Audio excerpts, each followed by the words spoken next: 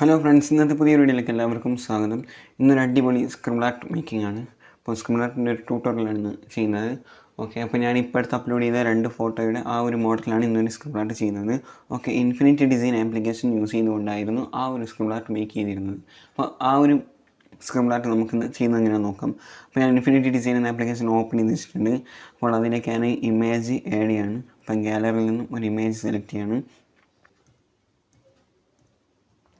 Okay, ഞാനിവിടെ photo add ചെയ്തിട്ടുണ്ട്. അപ്പോൾ ഞാനിവിടെ ഫോട്ടോ ആഡ് കൊടുത്തപ്പോൾ ട്രേസ് ഓർ ഇമേജ് എന്ന് കാണിക്കും. അപ്പോൾ അതിന് നമ്മുടെ ട്രേസ് എന്ന ഓപ്ഷൻ കൊടുത്ത് ടിക്ക് നൽകുകയാണ്.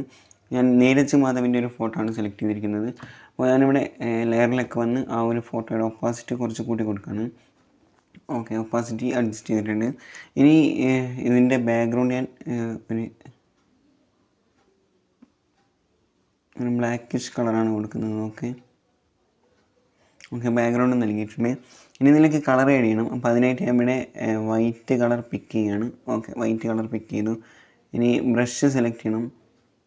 ബ്രഷ് യൂസ് ചെയ്യുന്നത് ബോൾ പോയിൻറ്റ് പെന്നാണ് യൂസ് ചെയ്യുന്നത്. ഇനി അതിൻ്റെ ഒപ്പാസിറ്റി ഒന്ന് അഡ്ജസ്റ്റ് ചെയ്യാണ്.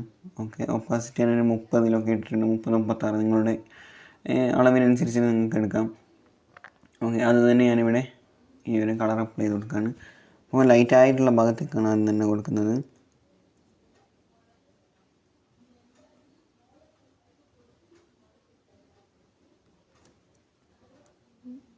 ഓക്കെ, ഈ ഒരു മോഡൽ ഇങ്ങനെ സ്ക്രിബിൾ ചെയ്ത് കൊടുക്കുക.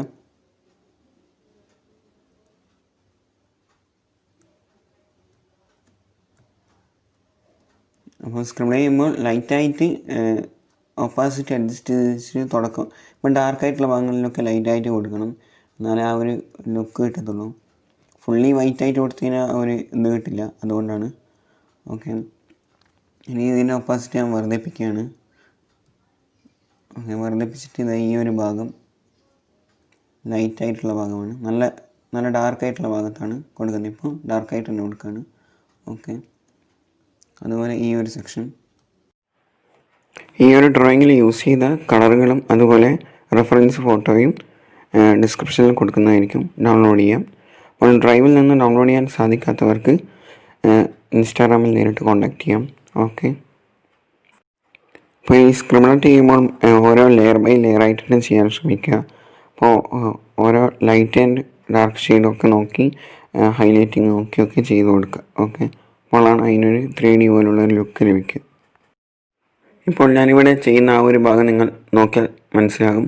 ഫസ്റ്റ് തന്നെ ഒപ്പാസിറ്റി കുറച്ചാണ് ലൈനുകൾ ആഡ് ചെയ്യുന്നത്, സ്ക്രിബിൾ ആയിട്ട് ചെയ്യുന്നത്. അതിന് ശേഷമാണ് ഒപ്പാസിറ്റി കൂട്ടിയിട്ട് നൽകുക. ഓക്കെ, അപ്പോൾ എത്ര ഹൈലൈറ്റിംഗ് ആയിട്ടുള്ള ഭാഗത്തും ഒപ്പാസിറ്റി വളരെ കുറച്ച് ആദ്യം അടിച്ചതിന് ശേഷം അതിൻ്റെ മേലെ ഈ ഒപ്പാസിറ്റി കൂട്ടി 100ലേക്ക് കൊണ്ടുവന്ന് ആഡ് ചെയ്ത് കൊടുക്കാറാണ് പതിവ്. ഇനി ഹെയറിൻ്റെയും അതുപോലെ ബിയേർഡിൻ്റെയും ഷെയ്ഡിങ്ങിനൊക്കെ വരികയാണെങ്കിൽ അവിടെ ചെയ്യുമ്പോൾ മാത്രം ലൈനുകൾ നേരിട്ട് ആഡ് ചെയ്ത് കൊടുക്കുക. സ്ക്രിബിൾ അല്ലാതെ ലൈനായിട്ട് ചെയ്ത് കൊടുക്കുക. എന്നിട്ട് അതിൻ്റെ മേലെ ചെറുതായി ചൊറിച്ച് കൊടുക്കുക തലമുടി. ഓക്കെ, അപ്പം ബിയേർഡിൻ്റെ ആ ഒരു ലൈനും കാര്യങ്ങളൊക്കെ ഞാൻ ഇതിൽ കൊടുക്കുന്നുണ്ട്. അപ്പം വീഡിയോ മുഴുവനായി കാണാൻ ശ്രമിക്കുക. ഓക്കെ, അപ്പോൾ അതിലൊക്കെ മെയിനായിട്ടുള്ള കാര്യങ്ങളൊക്കെ ചെയ്യുന്നുണ്ട്.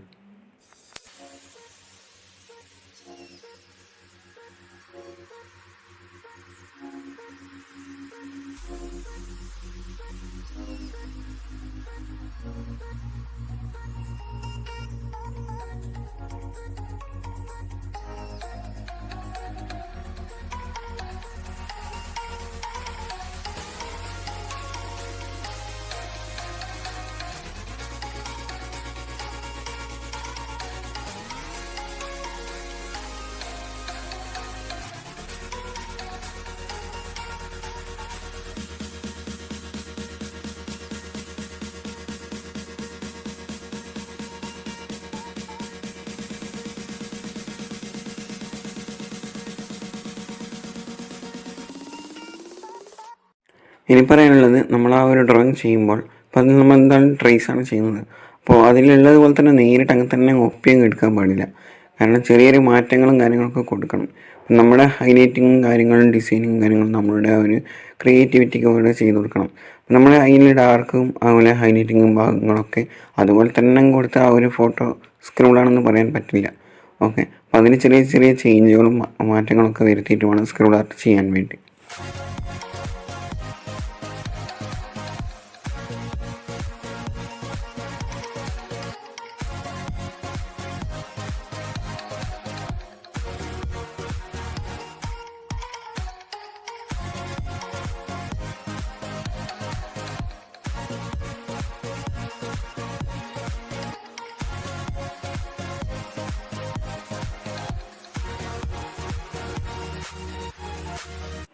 പിന്നെ ഒരുപാട് സ്ക്രിബിൾ ആർട്ട് ചെയ്യുന്ന ട്യൂട്ടോറിയൽ അപ്ലോഡ് ചെയ്തിട്ടുണ്ട്. അപ്പോൾ അത് സ്കെച്ച് ബുക്കിലും അതുപോലെ ഇൻഫിനിറ്റി ഡിസൈനിലൊക്കെ ചെയ്യുന്നതൊക്കെ അപ്ലോഡ് ചെയ്തിട്ടുണ്ട്. അപ്പോൾ അതിൻ്റെ പല കളറിങ്ങിലുള്ളതും ബ്ലാക്ക് ആൻഡ് വൈറ്റിലുള്ളതൊക്കെ ചെയ്തിട്ടുണ്ട്. അപ്പോൾ അതിൽ നിന്ന് ചെറിയ വ്യത്യസ്തമായൊരു സ്ക്രിബിൾ ആർട്ടാണ്. പക്ഷേ ആ മോഡലും കാര്യങ്ങളൊക്കെ സെയിമാണ്. ചെറിയ ഡിസൈനിങ് ആണ് ലാസ്റ്റ് ഭാഗത്ത് വരുന്നത്. ഓക്കെ, അപ്പോൾ മറ്റ് സ്ക്രിബിൾ ആർട്ടൊക്കെ കാണാൻ താല്പര്യമുള്ളവർക്ക് ഞാൻ ലിങ്ക് ഡിസ്ക്രിപ്ഷനിൽ കൊടുക്കുന്നുണ്ടാവും. അതുപോലെ വീഡിയോയുടെ ലാസ്റ്റും ഞാൻ ഇതിൻ്റെ ഇത് കൊടുക്കുന്നതായിരിക്കും. അപ്പോൾ അവിടെ നിന്നും കാണാം, അതുപോലെ ഡിസ്ക്രിപ്ഷനിൽ പോയി അതും കാണാം. ഓക്കെ.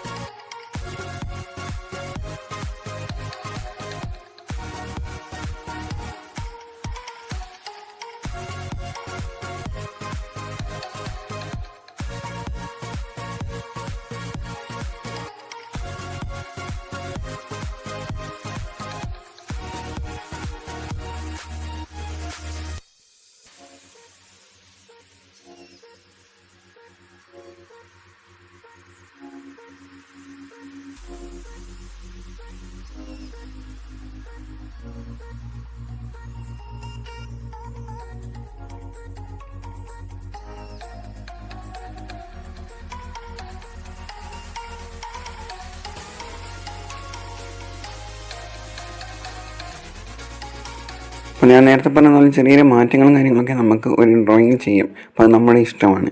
ഓക്കെ, അപ്പോൾ ഞാനിവിടെ ക്യാപ്പിലൊക്കെ ചെറിയ ചേഞ്ച് നൽകുന്നുണ്ട്. ചേഞ്ച് എന്ന് പറയുന്നത് അപ്പോൾ അത് ഓൾറെഡി ഫുൾ ബ്ലാക്ക് ആയിട്ടുള്ള ഒരു ഭാഗമാണ്. ചെറിയൊരു രീതിയിൽ ഹൈലൈറ്റിങ്ങേ ഉള്ളൂ. അപ്പോൾ അതിനെ ഓവർ ഹൈലൈറ്റ് നൽകാതെ ഒരു ഒത്ത ഹൈലൈറ്റിങ്ങിൽ ഞാൻ ചെയ്യുന്നുണ്ട് ആ സംഗതി. അതൊക്കെ വീഡിയോ മുഴുവനായി കാണുമ്പോൾ മനസ്സിലാവും. ഓക്കെ, അപ്പോൾ നമ്മുടെ ആ ഒരു ഡ്രോയിങ്ങിൻ്റെ ആ ഒരു ചേഞ്ചിങ്ങിലാണ് എല്ലാ കാര്യങ്ങളും നിൽക്കുന്നത്. ഇനി സ്ക്രിബിൾ ആർട്ട് ചെയ്യുമ്പോൾ ഇപ്പം ഡ്രസ്സിൻ്റെ ഭാഗത്തേക്ക് വരികയാണെങ്കിൽ അതൊന്ന് നമ്മൾ അവിടെ ഇങ്ങനെ കൂട്ടിയ ആ ഒരു സെക്ഷൻ ഒട്ടുന്ന ഭാഗത്ത് കൂട്ടി യോജിപ്പിക്കരുത്. നമ്മളതിനെ കുറച്ച് ലൈൻസ് താഴോട്ടേക്ക് നീട്ടി വലിച്ചും ഇട്ട് കൊടുക്കുക. കാരണം സ്ക്രിബിൾ ആർട്ടിൻ്റെ അതിപ്പോൾ ഒരു പുതുമയോടുള്ളൊരു മെത്തേഡ് എന്നുള്ള രീതിയിൽ ചെയ്തു കൊടുത്താൽ മതി. ഓക്കെ, അല്ലാതെ ആ ഒരു ഫോട്ടോ ഉണ്ടാകുന്ന ഭാഗത്തേക്ക് ഇങ്ങനെ കള്ളി പോലെ തന്നെ കൊടുക്കാൻ പാടില്ല. അത് നല്ല രീതിയിൽ താഴോട്ടേക്ക് വലിച്ച് നീട്ടി നിങ്ങളുടെ ഡിസൈനിൽ ഏത് ഭാഗത്തേക്കാണോ ആ ഒരു ഡിസൈനിൽ ചെയ്ത് കൊടുക്കുക. ഓക്കെ.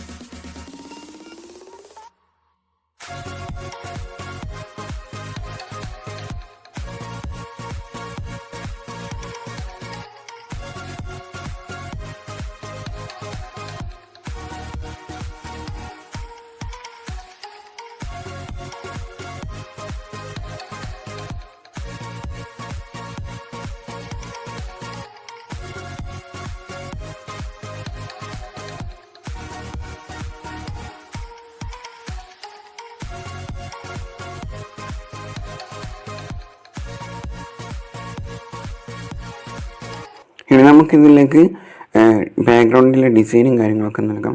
അപ്പോൾ നിങ്ങൾ ഈ മോഡൽ തന്നെ ചെയ്യണമെന്നില്ല, നിങ്ങളുടേതായ ക്രിയേറ്റിവിറ്റിയിൽ ചെയ്ത് കൊടുക്കാം. ഓക്കെ, അപ്പം ജസ്റ്റ് സ്ക്വയർ സെലക്ട് ചെയ്യുക ടൂൾസിൽ നിന്ന്. അതും ഈ ബോൾ പോയിൻ്റ് പെൻ ബ്രഷിന് യൂസ് ചെയ്തുകൊണ്ട് ഇതുപോലെ ഇങ്ങനെ ഡെക്കറേറ്റ് ചെയ്ത് കൊടുക്കുക. നിങ്ങൾ കൊടുത്ത പുറത്തേക്കുള്ള ആ ഒരു ലൈനിൻ്റെ മേലെയായിരിക്കണം ഇതിങ്ങനെ കൊടുത്ത് നൽകേണ്ടത്.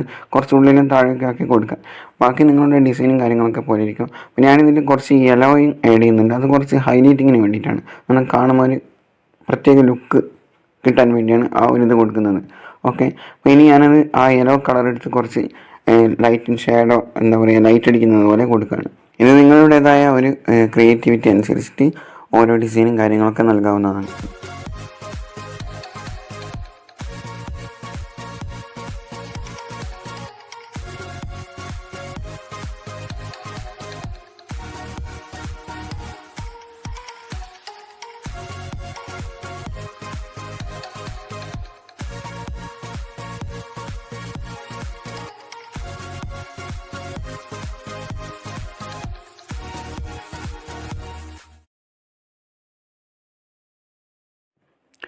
ഇനി നിങ്ങൾ ചെയ്യേണ്ടത് ഇനിയിപ്പോൾ ഇതിലേക്ക് നെയിമും കാര്യങ്ങളൊക്കെ ആഡ് ചെയ്യാനുണ്ട്. അപ്പോൾ അതിനായിട്ട് നിങ്ങൾ ചെയ്യേണ്ടത് ഇൻഷോട്ട് എന്ന ആപ്ലിക്കേഷനോ പിക്സാർട്ട് എന്ന ആപ്ലിക്കേഷനോ പിക്സൽ ലാബോ ഏതാ നിങ്ങൾ എഡിറ്റ് ചെയ്യാനും അതുപോലെ ടെക്സ്റ്റ് വെക്കാനൊക്കെ യൂസ് ചെയ്യുന്ന ആപ്പ് അത് ഇൻസ്റ്റാൾ ചെയ്യുക, അല്ലെങ്കിൽ അത് ഓപ്പൺ ചെയ്യുക. ഓക്കെ, ഞാനിവിടെ ഫോട്ടോ സെലക്ട് ചെയ്യാണ്.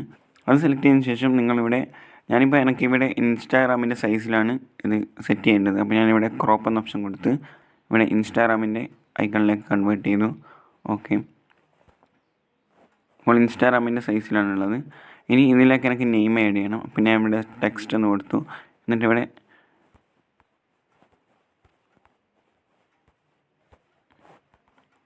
നീരജ് മാധവ് എന്ന് കൊടുക്കുകയാണ്. ഓക്കെ, നൽകി. ഇനി ഇവിടെ ടെക്സ്റ്റിൻ്റെ ഐക്കണിലേക്ക് വന്ന് ഇവിടെ നിന്ന് ഒരു ടെക്സ്റ്റ് സെലക്ട് ചെയ്തു. ഇനി അതിവിടെ സെൻറ്ററിലായി നൽകാം. ഓക്കെ, ഇനി ഞാൻ എൻ്റെ ഒരു സിഗ്നേച്ചർ കൂടി ഇവിടെ ആഡ് ചെയ്യാണ്.